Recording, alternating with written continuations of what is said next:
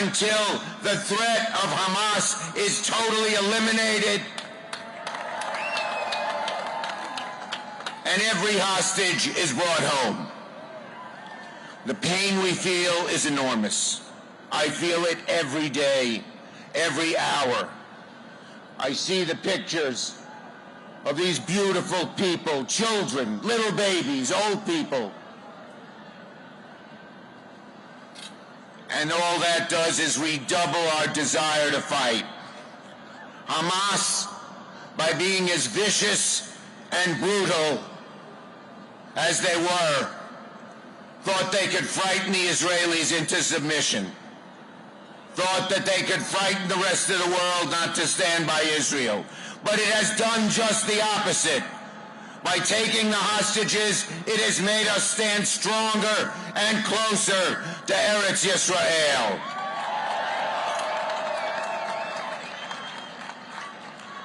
So I want to say to the dear families here, we share your pain. Every one of us knows what has happened. I was told that what happened at Be'eri, the kibbutz, where they took 100, they herded 100 Jews who were residents of Be'eri into their recreation room, and whether it was elderly people or little babies, these horrible, horrible, horrible, vicious terrorists shot them all. It reminded me of a story of my family. My great-grandmother was a well-known person because her late husband was a rabbi in the town of Chortkiv, in then Galicia, now Ukraine. They told my great-grandmother when the Nazis came in 1941 to gather her family on the porch, and 33 people gathered from 88 years old to 3 months. The Nazis said, "You're coming with us." She said, "We're not going." They shot every one of them down. We know what it is like to have people, always anti-Semites, vicious people, go after the Jews. In every generation, they have risen to afflict us, as the Haggadah says. But in every generation, we fight back. My friends, my late father passed away 2 years ago. He had a tough life, but he taught me 2 values. Number 1, always help people who need help. If there are ever people who needed help, it's those beautiful hostages, those beautiful people. But the second lesson he taught me is this. He said, if you're doing something important, look in your heart, make sure it's the right thing to do. And once you're sure it is, persist and persist and persist, and God will reward you and you will succeed. To free the hostages, we will persist and persist and persist. We will never give up. We will get them free. We will do everything we can for them, because we know no matter what they try to do to us, in America and in Eretz Yisrael, Am Yisrael Chai. Am Yisrael Chai. Am Yisrael Chai. Am Yisrael Chai. The people Israel live.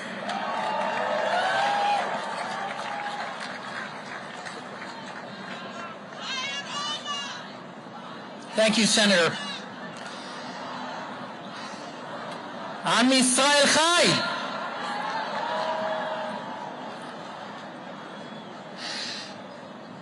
The unspeakable horror visited upon the men and the women and the children, far too many children, began on a Shabbat morning less than 2 weeks ago. Do you know what Shabbat is about? Jews observe Shabbat in order to sanctify God's creation. What a stark contrast with these agents of hell itself, genocidal sadists who turn the sacred into the profane, who celebrate not life but engage in an orgy of blood and death, who commit cruelty for the sake of cruelty. No cruelty is too barbarous for them. murdering children in front of their parents, burning people alive, decapitating babies, unimaginable, despicable cruelties visited upon our people in a marauding rampage of genocide against the Jewish people in the Jewish homeland. But you know what? They were not content. They were not content to commit mass murder. They were not content even to leave 1,400 families shattered and bereaved forever. They were not content to leave 4,600 people wounded, forever struggling to recover from their wounds. That was not sufficient, because all of that still means that their crimes can't continue day after day and minute after minute. And so in addition to that, they dragged 200 innocent people into the hell of Hamas captivity. Look at the faces. Babies, beautiful children with smiles of innocence on their face. Women brutalized and scarred. Men, the elderly. They did it, do you know why? So that their crimes would not end. So that they could continue to violate our people. So that minute after minute and hour after hour they could continue to brutalize Jews. Because the families who have their loved ones in captivity in Gaza are suffering unfathomable agony. Every moment of the day is agony. After they saw the despicable cruelty that was done, they are agonized at what their loved ones are undergoing. Do you know what agony means? Let me tell you. One father of a beautiful 8-year-old girl, after many hours of her being absent and missing, was told that they found his girl and that she was dead. His first reaction was, thank God. Could you imagine what would prompt a father to respond that way to the news of the death of his child? That is the agony that these families are being made to suffer every day. It is a crime against humanity every minute that they are held in Gaza. And that's why we are here. Yes, to mourn the dead. Yes, to be outraged. Yes, to demand that Israel has the inalienable right to defend itself decisively and to eliminate the genocidal threats facing its people. But we are here today to stand with them. To stand with them in one voice. Shoulder to shoulder, arm in arm. To say that we will not stand for this. That we demand that they be brought home. And so, Ronen and Orna, Moshe, Yael, Mika, I promise you we will never forget Omer and Meiran and Idan. We will never forget these faces on the screen. And we will never forgive the monsters that are putting you through this. My friends, this is so important because when we stand here shoulder to shoulder and arm in arm, we comfort each other, we comfort them. But we also send a message that will be heard throughout New York City, throughout the United States of America, throughout the world, that the Jewish people and that all of humanity stands together in outrage and will do everything we can to free these captives. May God turn their darkness into light and return them, please God, safe and whole into your arms. My friends, it is an honor and a privilege. Bring them home. Bring them home. Bring them home.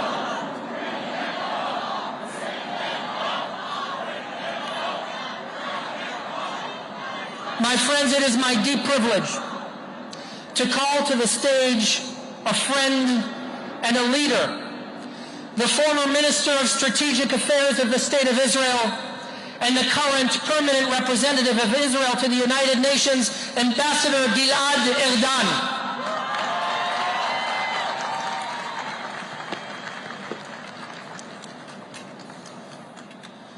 Friends, brothers, sisters, Israel has experienced an atrocity that will never be forgotten. We experienced the Jewish people's darkest day since the Holocaust. Savage Hamas terrorists massacred 1,400 innocents, exterminating families and entire communities. But their atrocities don't end here. They abducted 200 of our loved ones to Gaza, mothers and their babies without their mothers, elderly grandparents, and entire families taken hostage. Today, dear friends, every Jew around the world is feeling unbearable pain. But the agony that we are suffering pales to the darkness that the hostages' families are enduring. The treasure of their lives abducted to hell on earth. What these hostages are feeling is unfathomable. Alone, terrified, tortured, we've all seen what these savages are capable of. It is unimaginable, truly unimaginable. So many in Israel and around the globe have dropped everything to help in any way that they can, to help bring our children home. This is our top priority, and we will not stop until we bring them home. Tragically, the United Nations is still looking away from our pain. It still ignores the suffering of our loved ones brutally held in Gaza. But we are going to change this together. We will remind the UN that it was established in the wake of the Holocaust to prevent atrocities like this. We will remind the UN that its purpose is to implement the oath of never again. And friends, this is a never again moment. And the UN must join our efforts. Tomorrow, dear friends, the UN Secretary General will visit the Rafah crossing in Gaza. Right now, sadly, tragically, it seems that his top priority is giving aid to the terrorists who abducted our loved ones. Shame on him! Shame on him!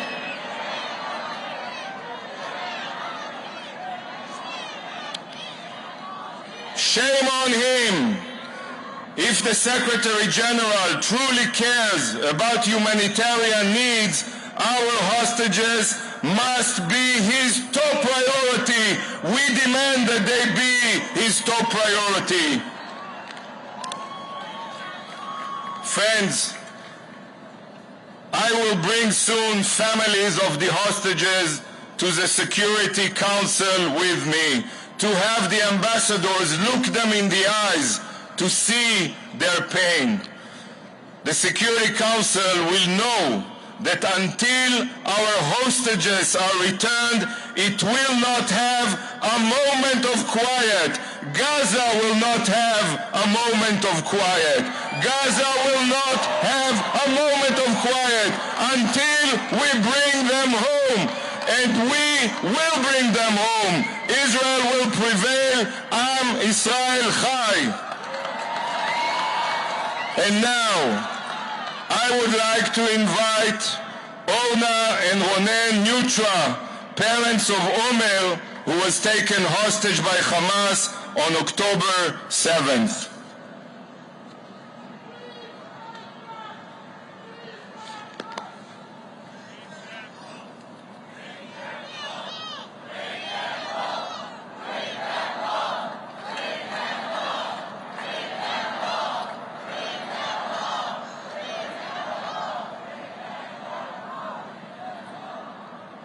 Shalom lekulam. Good evening. We speak today on behalf of the families of 200 Israelis who have been abducted and believed to be held by Hamas. We are Ronen and Orna Neutra. We live on Long Island, and we are proud dual citizens of the United States and Israel. Our beloved son, Omer Neutra, was born in New York City and turned 22 years old just this Saturday. He was raised within the Jewish and the Israeli communities on Long Island, a graduate of Schechter School of Long Island, and a regional president of his youth group, USY. He grew up loving both his homeland, America, and the land of Israel, with a lot of passion. He was the captain of his school basketball. He was the captain of the volleyball. He was the captain of the soccer teams. He was an avid fan of the NBA and the NFL. A born leader, a great son, a friend, a passionate, giving person. After graduating high school, Omer was accepted to Binghamton University, but he decided to first take a gap year in Israel and connect with our family roots there. During this year, he attended a Mechina leadership program together with his Israeli peers. They immersed themselves in learning about the different parts of Israeli society. They met, spoke, volunteered, and learned with diverse communities. Omer developed a strong and meaningful connection, especially with his Israeli peer group. He was signed up for college, but felt that he had to make a choice. He struggled deeply with his choice. As a descendant of Holocaust survivors on both sides of his family, he developed a heightened sense of the importance of a strong Israel, not only for Israelis, but for Jewish peoplehood. He personally could go back and continue with his plans, but he felt obligated to support his new friends and do what they were obligated to do. He decided to stay in Israel and do his share in serving and protecting the people of Israel. He officially made Aliyah through Nefesh B'Nefesh, joined Garin Tzabar, and drafted to the IDF as a lone soldier in the Armored Corps.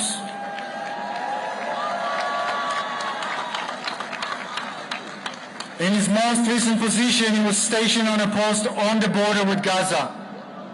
His mission was only to protect the residents around the kibbutzes, as well as the territorial integrity of the sovereign state within its borders. He never took part in an armed conflict. We last spoke to him on Friday night, October 6th. In our last conversation, he indicated he was looking forward for a quiet, peaceful weekend after a stressful month protecting the border.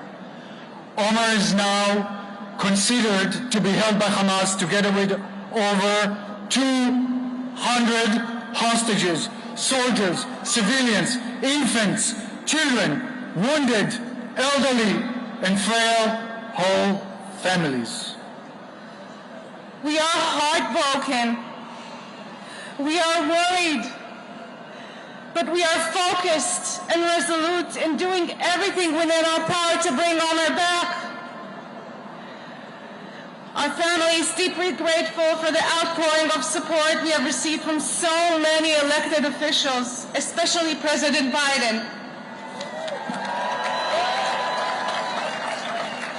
We have heard from many members of Congress, as well as state and local elected officials. Your support means so much to us. And we know you're doing everything within your power to bring Omer and the hostages home. From the bottom of our heart, we thank you. Omer has deep roots both in Israel and the United States. All that is happening just intensifies the feeling that we are all one mishpacha, one family. We are so grateful for all the support we are receiving. We are urging the Hamas leaders. We have seen the video shared with the abducted dual citizen Mia Shem. It shows that you've been treating her well. We ask you to continue to treat Omer well and the rest of the hostages. We ask you to show us that you have Omer and the others and that he's okay. We want to see him. And to Omer, we know that you're alive and strong and are doing what you can to support the other hostages. We pray for your swift return together with all of them. Thank you. Am Yisrael Chai.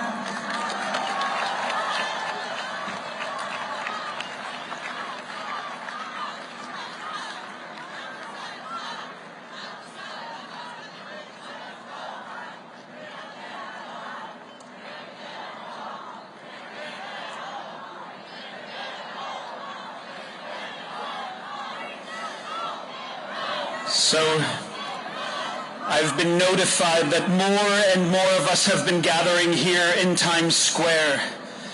Those of you who can see this ocean of people who've joined together in solidarity, it's an amazing sight that so many of us need, especially the families of those who are still abducted and held hostage. So I now ask all of you, especially those in the front, to gently and carefully move forward ever so slightly. There are more people who are trying to join us here in this square. There are more people who are joining us in solidarity. We thank every Jew and ally who's joined us here. Please step gently forward and let's gather together as an even tighter, unified people.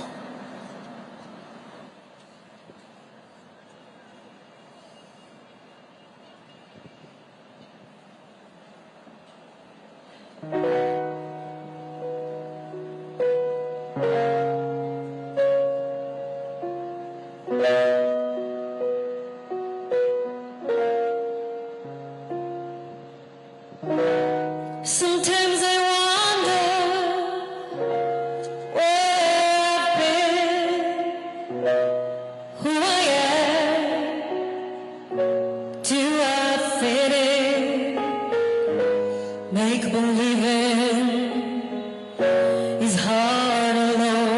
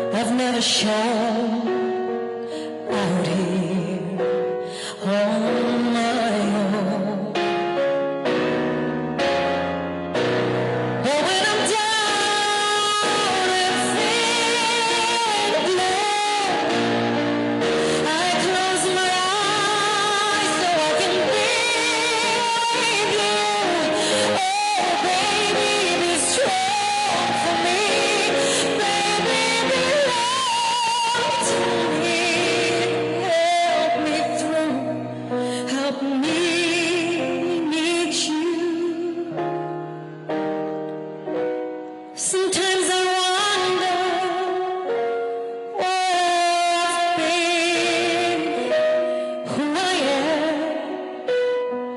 Do I fit in? I may not win, but I can't be thrown out here on my head.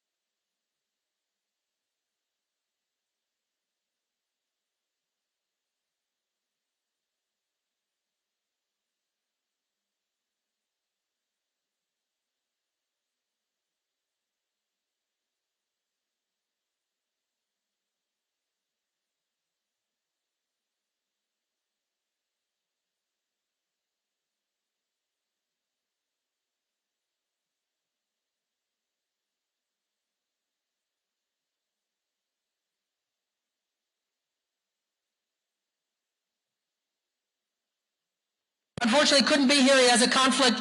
So proud to be able to present this video that he specially made for this occasion. In 1955, the African American community experienced one of the most painful moments in our pursuit of justice. We were reminded of the ugliness of hate when a mother named Mamie Till lost her son to an inhumane beating at the hands of two racist men. His name was Emmett Till. Emmett was the victim of a brutal, hateful attack that left him dead and disfigured. And his mother had the courage to have an open casket funeral. That act forced the entire world to confront the evil of racism. This is an Emmett Till moment. It takes a lot of courage to show the faces of innocent civilians in captivity who are in great danger because of an act of hate, and to show the atrocities that were inflicted on innocent people. I want to thank the families who have the courage to share these beloved faces and images with the world. I also want to thank the Israeli American Council for the work you are doing to advocate for the safe return of our brothers and sisters being held hostage by Hamas. Hamas's despicable actions have created an atmosphere where innocent lives have been lost and others remain in danger. Of the many important steps on the journey towards peace, the dismantling of Hamas and terrorist organizations must be a crucial part. In the name of all that is right, in the name of all that is just, every one of the hostages must be safely returned to their families and their homes. These are our sisters, our brothers, our grandparents, our children. And the road to peace begins with their release. Let me be clear. New York City stands for humanity both here and abroad. Here in the heart of the city that is home to the most diverse population in the world, our voices rise and cascade as we call for the safe return of our Jewish brothers and sisters and pray for all the innocent lives lost in this war. This is a painful time for our city, for our country, for the world. As I have stated, we are not all right. Let's continue to look out for each other and lift each other up in prayer. Let us pray for all those who have lost family and loved ones. Let us pray for the safe return of those captured. And let us pray for peaceful resolution to this conflict. Good evening. It is wonderful to look out at this crowd. Please join me in thanking the most incredible mayor that we have in this country, Mayor.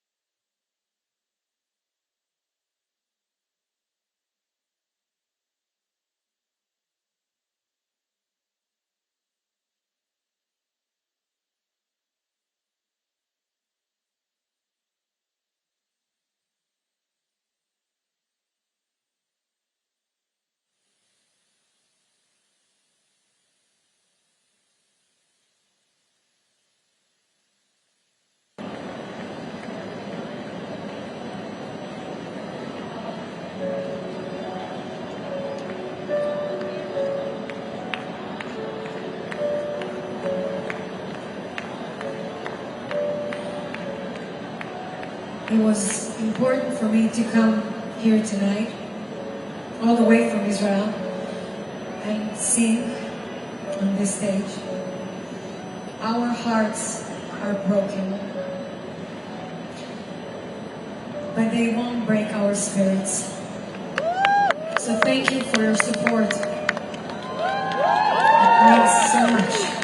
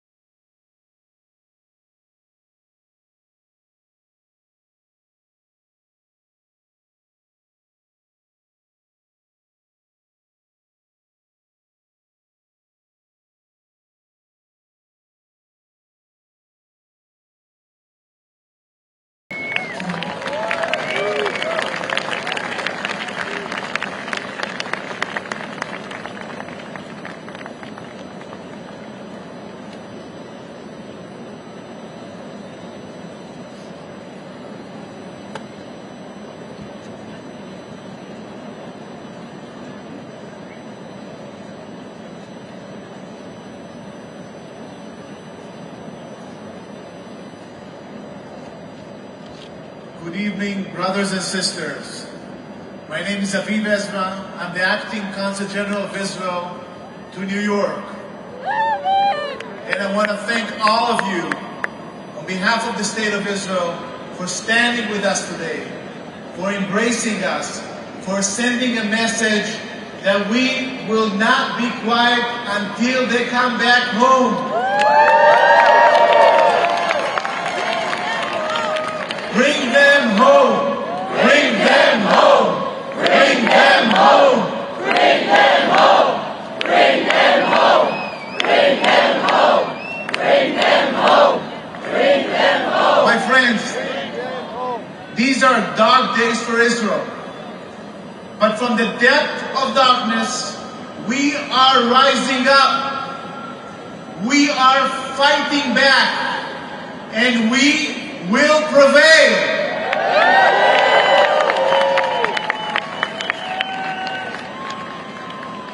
In this time of hardship and darkness, something has become crystal clear about the Jewish people. We are one, we are united, and we are in this together.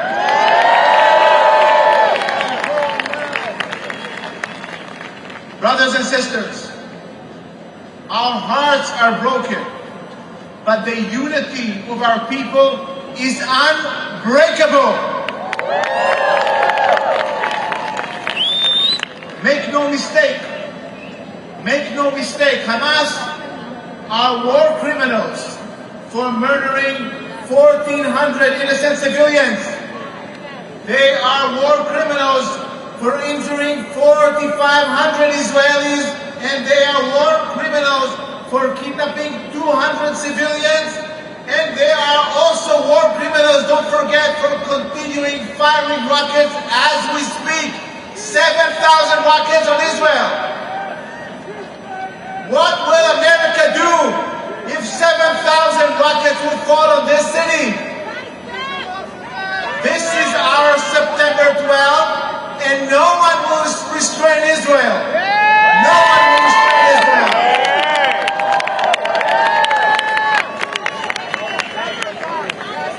Hamas will pay the ultimate price because they miscalculated big time, and they have awakened the lion, and they will pay the price. Now with a message to the dear families that are here. We embrace you, we hug you. We want to tell you that we are committed to bring back all of them now. But this is the message that I want to highlight to the families. You are not alone. The state of Israel is with you. You are not alone. The people of Israel is with you. You are not alone. America is with you. You are not alone. Congress is with you. Senators, members of Congress, mayors, governors that are in Israel right now from this great state of New York. And you are not alone, because this public right here is with you and is sending a message that we will never leave you alone. You are not alone, and together we will bring them back. Bring them home! Bring them home! Bring them back! Bring them back! Bring them back!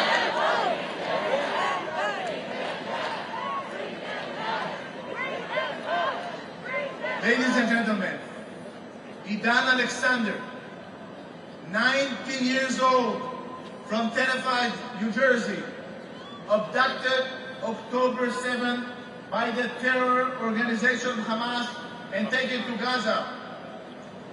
I would like now to call upon his mother Yael and his sister Mika and recognize his brother Roy that is here, and to ask them to come up to the podium.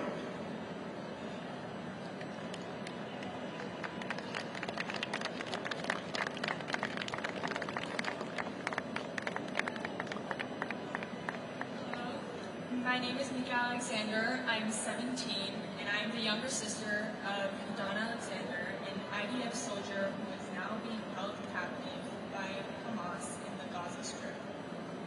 Idan, like me, went to high school there in New Jersey. We are Israeli and American, and we love both of our countries. After high school, Idan surprised us and decided to travel to Israel and serve in the IDF. As his younger sister, who is always looking up to him, I could not have been prouder. Here he was, dedicating his life to the protection of our people. The last time I spoke to Idan was when he visited the U.S., and I prayed for the day that I would be able to see him and speak with him and laugh with him again. My family and I need your help. Alongside more than 200 others, Don is being held as a hostage in Gaza. We cannot forget him. I am asking you, actually I am pleading with you, please don't forget Don or any of the other hostages. You can help us.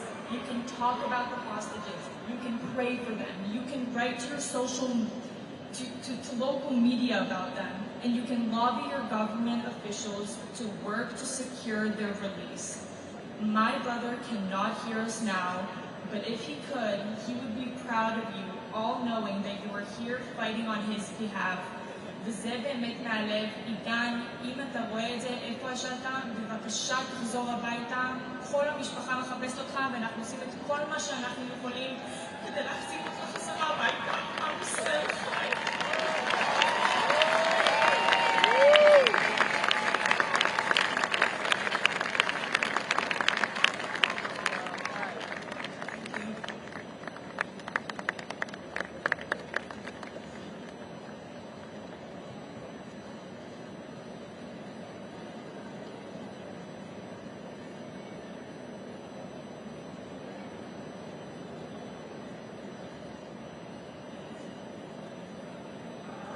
Just like so many of you are standing out there in this massive crowd, hugging each other, sharing tears, and saying we must be strong, we too, right here, are doing the same thing. I now would like to invite Noam Gilbo, the interim CEO at the JCRC, the Jewish Community Relations Council of New York. Noam, please join us.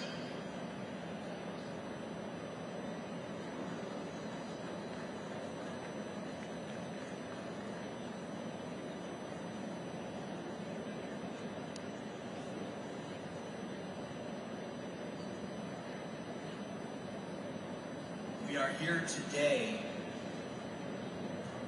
in Times Square, New York City, because this is not just any other landmark.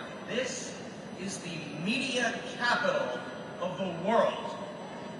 There are cameras all over, and they are picking up our message, they are picking up our voices, they are looking at the sea of blue and white that I see out there. They are capturing all the images of the captured citizens of Israel that you are holding up right now. And from here, at this place, Hamakom Hazeh, we are calling out because we are in pain.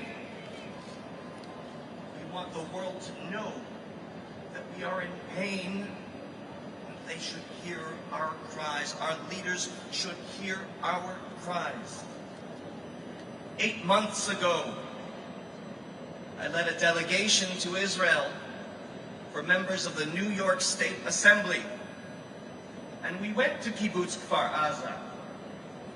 We had lunch in the cafeteria. We ate their food.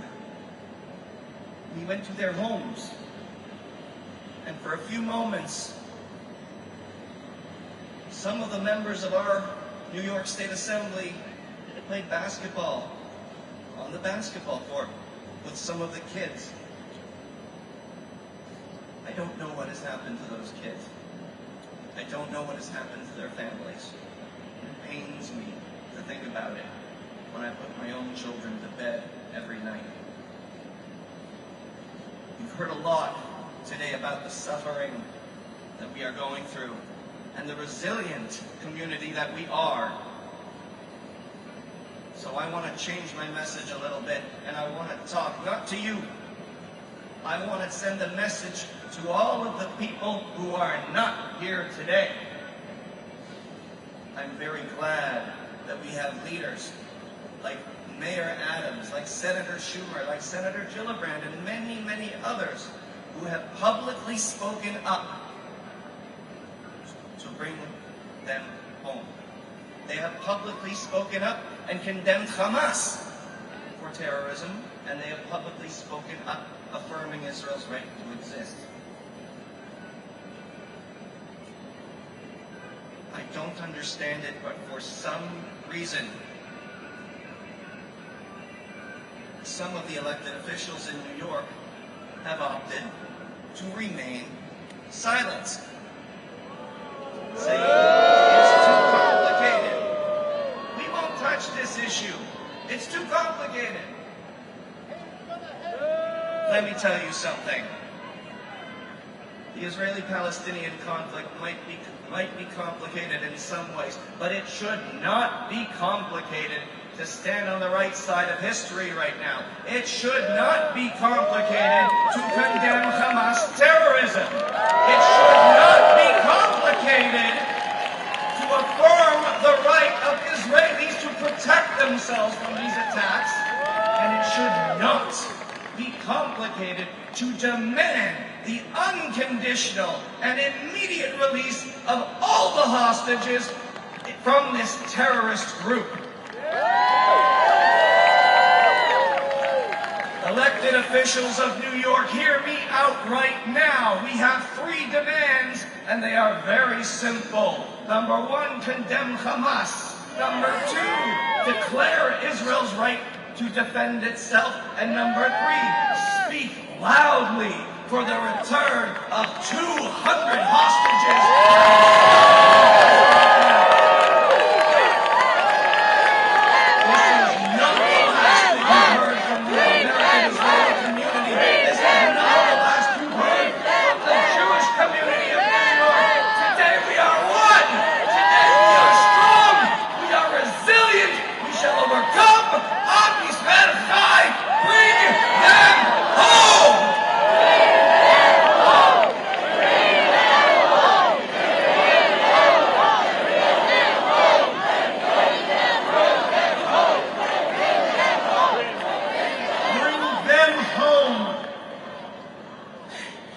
Our tears turn to anger, our anger turns to action. And that is what we all must do as we gather. Our thoughts and prayers must be paired with action from each and every one of us. It is now my honor to introduce and invite to the stage Michal Kutler-Wunsch, the former member of Knesset and now currently Israel's special envoy to combat anti-Semitism. This war against Hamas is a war against anti-Semites who try to kill us. Michal, strengthen us with the work you do, the power of your words, and please with a hug.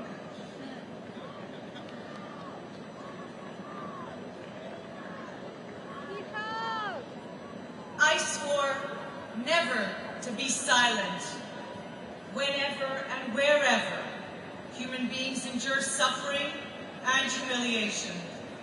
We must take sides.